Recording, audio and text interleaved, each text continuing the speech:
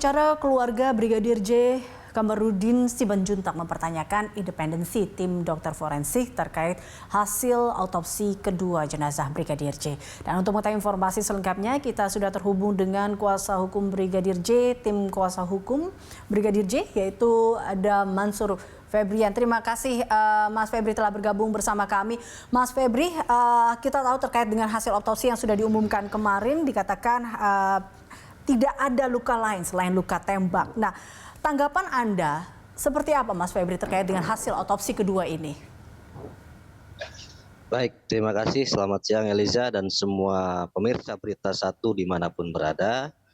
Terkait tanggapan kami, statement daripada tim forensik kemarin, menurut hemat kami penjelasan tersebut belum secara holistik, belum secara menyeluruh menurut hemat kami ya.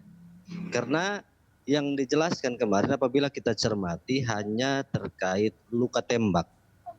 Luka tembak itu pun apakah penjelasan yang sudah disampaikan sudah secara keseluruhan digabung dengan sinkronasi daripada ahli balistik dan ahli-ahli yang lainnya, atau hanya sama sifatnya sementara. Nah, begitu. Kemudian disampaikan bahwa ini ahli forensik adalah independensi. Nah, kenapa kami juga tidak diberikan hasilnya? Kenapa hanya di pihak Bareskrim yang disampaikan hal tersebut? Kapan kita diberikan? Katanya kan independen. Kita juga yang meminta untuk ekshumasi loh, untuk adanya otopsi yang kedua. Jadi kita juga berharap adanya kita diberikan data tersebut. Begitu Liza.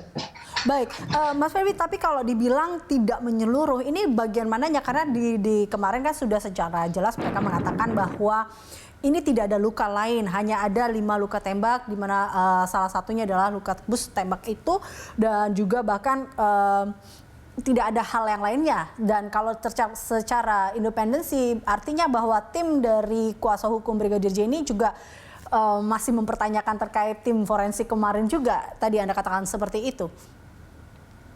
Iya, tentunya kami berpegang kepada perkataan baik Menko Polhukam, Pak Presiden, dan juga Bapak Kapolri, supaya hal ini dibuka secara terang benderang. Kuncinya adalah secara terang benderang, keseluruhan harus dibuka.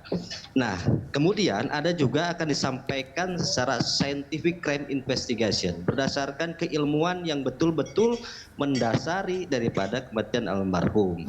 Nah, kami dalam hal ini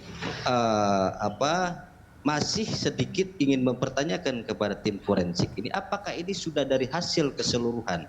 Karena ada beberapa luka juga yang belum dijelaskan kepada kami. Dalam hal ini, dari mana sumber rembasan darah yang ada di lipatan kaki? Bagaimana prosesi daripada peluru itu bisa menyambar ke lipatan kaki?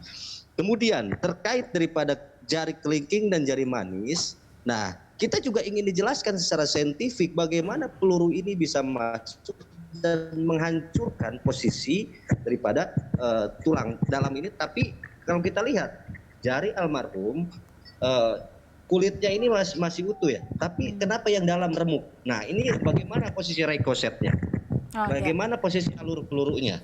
Dan kemudian kita juga ingin dijelaskan kenapa ketika statement daripada Karopenmas, kemudian Kadif Humas Mabes Polri yang mengatakan bahwa di hidung daripada almarhum ini adalah rekoset peluru, tapi kenapa tidak dibantah oleh tim forensik yang pertama?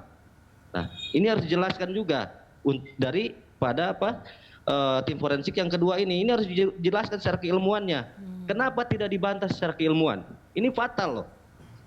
Dia mengaminkan sesuatu hal yang disampaikan atau penyampaian berita bohong. Kenapa tidak dibantah dengan keilmuannya?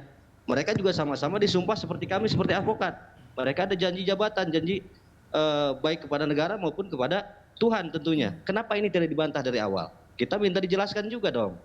Jangan sampai masyarakat ini disuguhkan dengan berita-berita yang setiap hari seolah-olah ini skenario ini terus berkelanjutan. Skenario awal sudah gagal terkait dugaan pelecehan dan juga tembak menembak, itu tidak ada.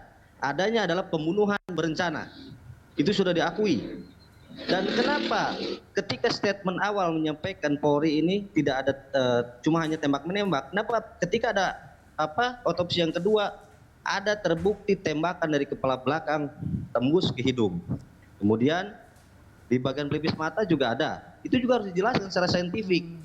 Oke. Jadi harapan kami tim forensik ini sudah memfinalisasi dengan ahli-ahli yang lain, baik daripada ahli balistik, kemudian inafis, kemudian juga berdasarkan alat bukti yang lainnya. Ya. Jadi tuntaskan itu semua, sampaikan secara saintifik dan betul-betul untuk memberikan pencerahan yang benar kepada masyarakat. Supaya apa? Kita cinta terhadap Polri. Jangan sampai Polri ini dimain-mainkan dengan oknum-oknum yang tidak, menurut saya tidak bertanggung jawab. Ini harus dituntaskan. Artinya yang hasil kemarin ini masih belum memberikan sebuah titik terang terkait dengan apa yang terjadi sebenarnya seperti itu menurut Anda ya, Mas Febri. Mas Febri, tapi ada juga yang menarik dari hasil kemarin adalah dikatakan bahwa menurut Ketua Tim Forensik pada pelaksanaan otopsi pertama ini kan ada sebagian organ tubuh Brigadir J tidak dikembalikan ke tempat semula. Ini menurut Anda ini cukup kami sendiri yang mendengarnya juga sedikit miris terkait dengan hal ini sebenarnya. Tapi dari Anda sendiri menyikapi terkait dengan hal ini seperti apa? Kami menyikapi seperti ini. Apakah hal tersebut lazim dan layak di hukum Indonesia dan juga secara kultur Indonesia itu sendiri? Apakah itu lazim dan wajar? Baik secara kultur, keagamaan maupun secara hukum Indonesia. Kalau 3 serangkai itu memenuhi syarat dan itu lazim dan diterima oleh pihak keluarga, mungkin fine kami akan menerima. Tapi kalau 3 unsur ini tidak terpenuhi, harapan kami itu dikembalikan supaya almarhum ini meninggal dengan sempurna. Karena tidak bolehlah kita memisah-misahkan organ daripada almarhum ini hanya karena suatu hal, kan seperti itu. Betul. Jadi kembalikan kembali, kalau memang 3 unsur ini terpenuhi, katanya layak secara hukum, layak secara keagamaan, dan layak juga secara adat, istiadat, kami menghormati. Tapi apabila ada penolakan, harapan kami itu dikembalikan. Baik, terima kasih Mas Febri. Tentunya kita harapkan ini ada titik temu dan titik terang terkait dengan hal ini bagaimana nanti ke depannya. Terima kasih tentunya Mas Mansur Febrian yang merupakan tim kuasa hukum Brigadir